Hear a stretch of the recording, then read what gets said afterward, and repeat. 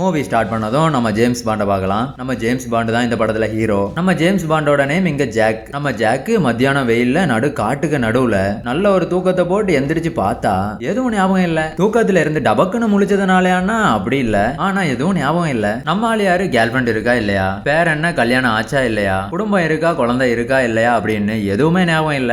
ஆனா நம்ம ஆளுங்க மேல அடிபட்ட காயம் இருக்குது, கையில பென்டன் வாட்ச் மாதிரி ஒண்ணு இருக்குது. அப்புறம் அந்த சைடு ஏதோ ஒரு பொண்ணோட போட்டோ கீழே கிடக்குது. நம்ம ஜாக்கு அந்த பொண்ணோட போட்டோவை கையில எடுத்து வச்சு அப்படியே பார்த்து அடேங்க அப்பா பொண்ணு அழகா இருக்க, யாரா இருக்கும்னு யோசிச்சுக்கிட்டே இருக்கிறாரு. அப்புறம் அவரோட கையில இருக்கிற டிவைஸை உடைக்க ட்ரை பண்றாரு, பட் அது வரல. அதனால அந்த போட்டோவை பாக்கெட்ல வச்சுட்டு நம்ம லைஃப்ல நாம என்ன வாங்கலாம்னு இந்த இடத்துல உட்காந்து யோசிச்சுக்கிட்டே இருக்கிறாரு. அப்படியே யோசிச்சுட்டு இருக்கிற டைம் கொஞ்சம் போலீஸ் குதிரையில வர்றாங்க. ஓகே, நீங்க யோசிக்கலாம், பார்க்க ஆக்கர் ரவுடிஸ் மாதிரி இருக்கிறானுங்க இவனுங்க போலீஸான்னு. அப்படின்னா இது 1987ங்கிற மாதிரியான காலகட்டம். அந்த காலகட்டத்துல போலீஸ் இப்படிதான் இருந்திருக்காங்க. அதான் அவங்க ஊர்ல. இங்க வந்து நம்ம ஜாக்க பார்த்து இவன் ஏதோ ஜெயில இருந்து தப்பிச்ச மாதிரி இருக்குது, இவனை திரும்ப ஜெயிலுக்கே கூட்டிட்டு போனா தெரியும் அப்படின்னு பிளான் பண்றாங்க. அந்த கேப்ல நம்ம ஜாக்கு இவனுங்க கிட்ட போலீஸ் யூனிஃபார்ம் இல்லாததை பார்த்து டென்ஷன் ஆகி இவங்களை அடின்னு அடிச்சு இவனுங்க ட்ரெஸ், குதிரை, துப்பாக்கி, அப்புறம் ஒரு நாயின்னு எல்லாத்தையும் கூட்டிட்டு பக்கத்துல இருக்கிற வில்லேஜுக்கு போறாரு. அங்க போய் ஒரு வீடு திறந்திருக்கிறத பார்த்ததும் உள்ள நுழைஞ்சு எப்படியோ திருட்டு தொழில ஸ்டார்ட் பண்ணிட்டோம், இனிமே லைஃப் ஃபுல்லா இதையே டெவலப் பண்ணுவோம்னு ஏதாவது கிடைக்குதா நீங்க பாக்குற டைம் இங்க மீச்சம்ங்கிற ஒருத்தர் என் வீட்டுக்குள்ளேயே வந்துட்டியான்னு கன் எடுத்து காட்டுறாரு. இப்படியே கண்ணை காட்டிட்டு இருக்கிற டைம் நம்மால இந்த மீச்சம அடிச்சு பொழக்க போறான் அப்படின்னு பார்த்துட்டே இருக்கிறீங்கல்ல, அந்த சீன் எல்லாம் இல்ல.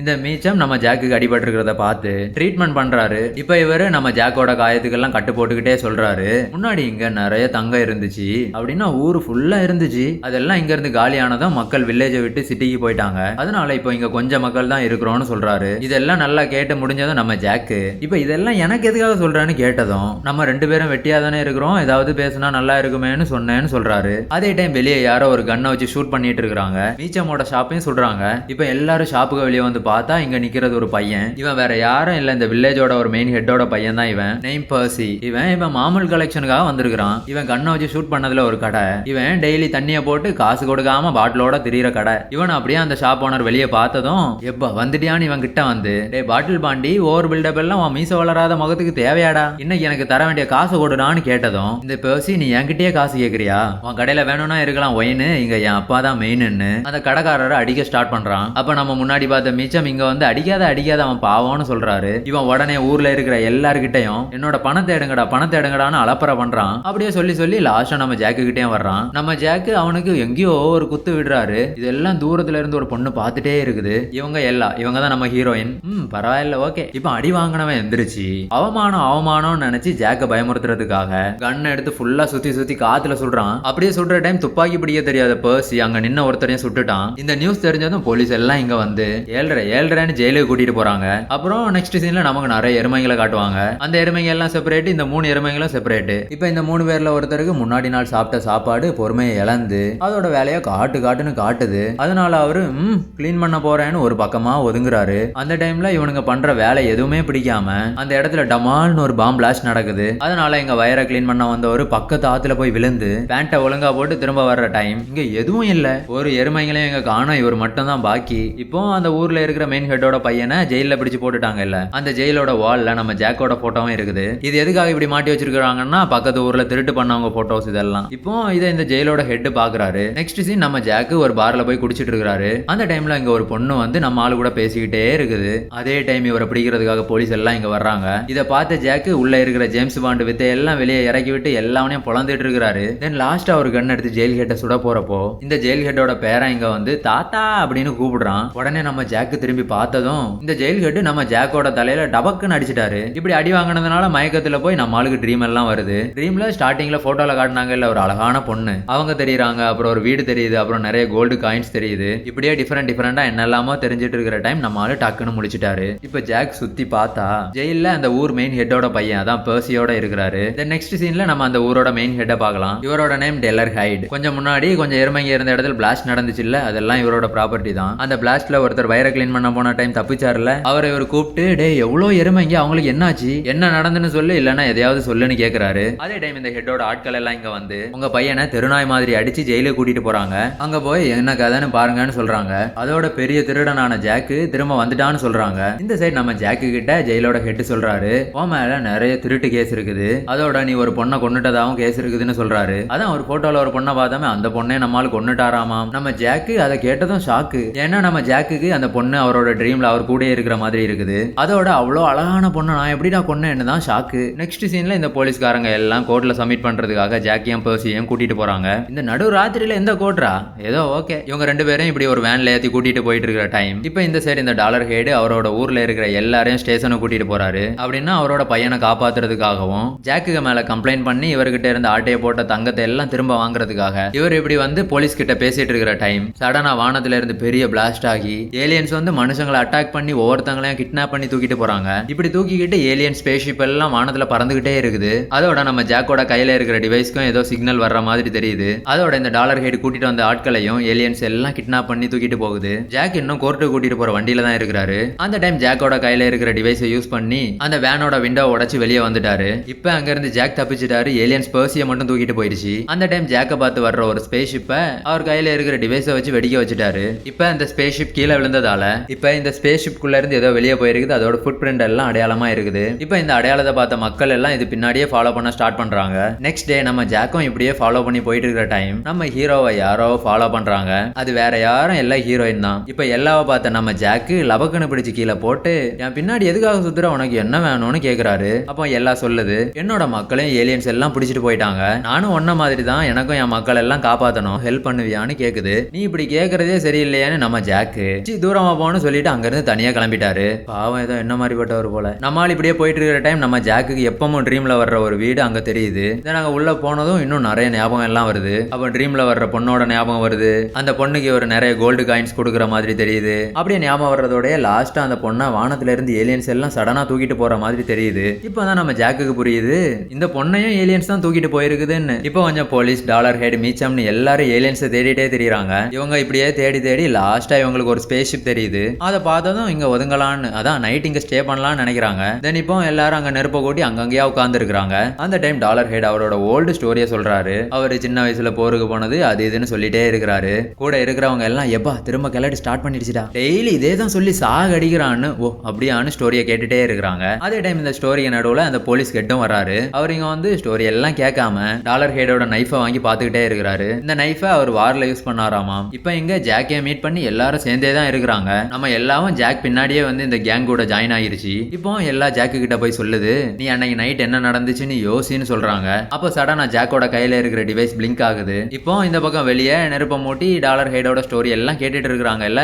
அப்ப அங்க ஒரு ஏலியன் வந்து டாலர் ஹெடையும் அவரை சுத்தி இருக்கிறவங்களையும் கொல்ல ட்ரை பண்ணுது. அப்படி என்ன இலவ கதையை பேசினானுங்களோ என்னமோ. இப்ப எல்லாரும் இதுகிட்ட இருந்து தப்பிச்சு கன் எடுத்து சுடுறாங்க. பட் அதுக்கு கன்னோட புல்லட்னால எதுவுமே ஆகல. அதனால இதை யாராலையும் ஸ்டாப் பண்ண முடியல. அப்ப அந்த ஏலியன் இங்க இருந்து ஒரு சின்ன பையனை அட்டாக் பண்ண போகுது. அப்ப நம்ம மீச்சம் அந்த ஏலியனை சுடுறாரு. பதிலுக்கு ஏலியன் மீச்சம் அட்டாக் பண்ணுது. அந்த டைம் நம்ம ஜாக் அங்க வந்து கையில இருக்கிற டிவைஸை வச்சு ஏலியனை சுட்டுட்டாரு. உடனே அது மொத்தமா போயிருது. ஏலியன் போக முன்னாடியே மீச்சம் அட்டாக் பண்ணதுனால இப்ப மீச்சமும் இறந்துட்டாரு. இப்படியே அந்த ஏலியன் பாதி பேரை கொன்னுடுச்சு. இப்போ மிச்சம் இருக்கிற கொஞ்சம் பேர் திரும்ப ஏலியனை தேடி போறாங்க. அந்த டைம் கொஞ்சம் ரவுடிஸ் அங்க வந்து ஹேண்ட்ஸ் அப்னு சொல்றாங்க. இப்போ நம்ம ஜாக்கும் கையை தூக்குறாரு. அப்ப அந்த ரவுடிஸ்ல ஒருத்தன் ஜாக்க பார்த்து பாஸ் நீங்க எதுக்காக பயப்படுறீங்கன்னு கேக்குறான். இப்போ இவன் சொல்றது எதுவுமே ஜாக்குக்கு ஞாபகம் இல்ல. பட் ஏதோ எல்லாம் ஞாபகம் இருக்கிற மாதிரி இவ்வளவு நாளா எங்கடா போய் செத்தீங்க உங்களை நான் எங்கெல்லாமோ தேடிட்டு தெரிஞ்சேன்னு கோவமா சொல்றாரு. அதுக்கு இந்த ரவுடி அச்சோ பாஸ் நம்ம இடம் இதுதானே நீங்க எதுக்காக எங்கெல்லாமோ போய் தேடுறீங்கன்னதும் நம்ம ஜாக்கு இந்த கேங்குக்கு நீ கேட்டா நான் கேட்டாடா எனக்கே நீ சொல்றியான்னு சொல்ற டைம்ல தான் ஜாக்குக்கு தெரியும் ஜாக்கு காணாம போன டைம் இந்த கேங்குக்கு லீடர் அதான் கேப்டன் இல்லங்கிறதுனால இவங்க வைஸ் கேப்டன் ஆக்கிட்டாங்க.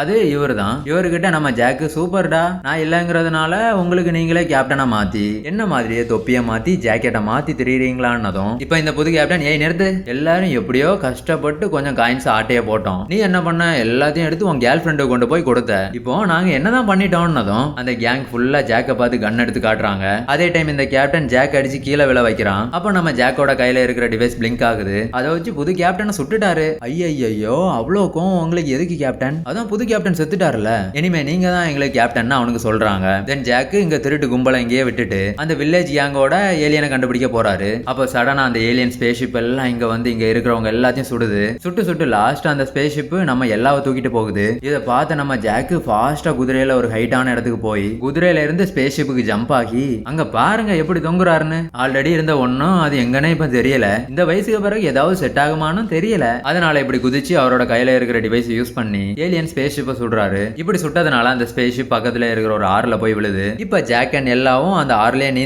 நீந்தி கரை ஒதுங்குறாங்க. அந்த டைம் தண்ணியில இருந்து ஒரு ஏலியன் வெளியே வந்து நம்ம எல்லாவே அடிக்குது. அடிச்ச அடியில எல்லாம் எங்கேயோ போய் விழுது. அதே டைம் ஜாக் இந்த டிவைஸை யூஸ் பண்ணி ஏலியனை சுட்டுட்டாரு. உடனே அந்த ஏலியன் செத்துடுச்சு. நம்ம ஆளு உடனே ஃபாஸ்டா போய் எல்லாவை பாக்குறாரு. எல்லாம் செத்துடுச்சு. நம்ம ஆளு ரொம்ப கஷ்டப்பட்டு இந்த 7 ஏலியன்ஸுக்கு எல்லாம் என் கேர்ள் ஃப்ரெண்ட்ஸ் மேலதான் கண்ணு. ஃபர்ஸ்ட் அந்த ஏலியன்ஸுக்கு என்ன வேணும்னு கேட்டு கொடுங்கடா எப்பா, இல்லன்னா இந்த ஜென்மத்துல எனக்கு கல்யாணம் ஃபர்ஸ்ட் நைட்னு எதுவும் இருக்காது அப்படின்னு ரொம்ப கஷ்டப்படுறாரு. அந்த கஷ்டம் எல்லாம் கம்ப்ளீட் ஆக முன்னாடியே அந்த ஏரியால இருக்கிற ஆதிவாசிங்க எல்லாம் இவங்க கிட்ட வர்றாங்க. அந்த ஆதிவாசிங்க கேங்கும் ரொம்ப பெருசு. இப்ப இந்த ஆதிவாசி பேட்ச் இவங்க எல்லாரையும் தூக்கிட்டு இவங்களோட வில்லேஜுக்கு போறாங்க. அங்க கூட்டிட்டு போய் இவங்க கிட்ட சொல்றாங்க, இந்த ஏலியன்ஸ் எல்லாம் பூமிக்கு வர்ற ரீசன் நீங்க தான், அதுக்கெல்லாம் நீங்க தான் காரணம், நீங்களே தான் காரணம்னு சொல்றாங்க. அப்படியே சொல்லிட்டு இருக்கிற டைம் நம்ம எல்லாவ தூக்கிட்டு வந்து நெருப்புல போடுறாங்க. நம்ம ஜாக் அதை பார்த்து ஏய் சரி செத்துடுச்சு இல்லன்னு கண்ட்ரோல்ல இருக்கிறாரு. இப்ப இவங்க நெருப்புல போட்ட டெட் பாடி நெருப்புல இருந்து அப்படியே நடந்து மெதுவா நெருப்பு தேவதை மாதிரி வெளியே வருது. இப்போ இதுல இருந்து என்ன தெரியுதுன்னா, இந்த டைரக்டரோட கிரியேட்டிவிட்டிக்கு ஒரு கையும் கணக்கும் இல்லாம போயிடுச்சு. இப்போ நம்ம ஜாக் இந்த பொண்ணு கிட்ட என்னமா இப்படி எப்படிமா இப்படின்னதும் ரியலா இந்த எல்லாவும் ஒரு ஏலியன் தான், பட் இந்த எல்லாவோட பிளானட் வேற. இப்போ பூமிக்கு மேல எப்படி அட்டாக் பண்ணிட்டு இருக்கிறாங்களோ சேம் அதே மாதிரி எல்லாவோட பிளானட்டையும் இந்த ஏலியன்ஸ் எல்லாம் அட்டாக் பண்ணி இருக்குது. அப்ப லாஸ்டா இந்த ஏலியன்ஸுக்கு என்னதான் வேணும்னு கேட்டா இந்த ஏலியன்ஸுக்கு கோல்டு தான் வேணுமாம். அப்ப ஏன் மனுஷங்களை தூக்கிட்டு போகுதுன்னா, அந்த ஏலியன்ஸ் மனுஷங்களை எல்லாம் தூக்கிட்டு போய் ஹியூமன் பாடியை செக் பண்ணி மனுஷங்களோட வீக்னஸ் எதுன்னு கண்டுபிடிச்சு கொடூரமா கொள்ளுமாமாம். எல்லாம் ஓகே, கோல்டு வேணும்னா கோல்டு எடுத்துட்டு போக வேண்டியதானே, அதை விட்டுட்டு எதுக்காக இடையில இப்படி சில்லற வியாபாரம் எல்லாம்னதுக்கு எனக்கு மட்டும் என்னடா தெரியும். பட் இந்த ஏலியன்ஸ் கிட்ட கவனமா இருங்கன்னு சொல்றாங்க. நம்ம ஜாக்கு சரி ட்ரெஸ் போட்டுட்டு வா, மீட்டிங்க பிறகு பார்க்கலாம்னு சொல்றாரு. இப்ப கையில கிடைக்கிற இடத்துல எல்லாம் நெருப்ப கூட்டி ஆதி மனுஷங்க வில்லேஜ்காரங்க எல்லா கேங்குன்னு எல்லாரும் சேர்ந்து மீட்டிங்க போட்டுருக்காங்க. இப்ப சொல்றாங்க இந்த ஏலியன்ஸை உலகத்தை விட்டு எப்படியாவது விரட்டணும், அதுக்காக கண்டிப்பா நமக்கு ஒரு பிளான் தேவைன்னு பேசுறாங்க. அந்த டைம் நம்ம எல்லாம் சொல்லுது ஃபர்ஸ்ட் நம்ம ஜாக்குக்கு கதை எல்லாம் ஞாபகம் வரணும், அப்பதான் அந்த ஏலியன்ஸ் எங்க இருக்குதுன்னு நமக்கு தெரியும்னு சொல்றாங்க. அப்படி சொன்னது இந்த ஆதிவாசி பேட்ச் ஓ அப்படியான்னு ஒரு பவுல் மாதிரி ஒன்னு எடுத்து என்னெல்லாமோ போட்டு மிக்ஸ் பண்ணி ஜாக்க படுக்க வச்சு வாயில ஊத்துறாங்க.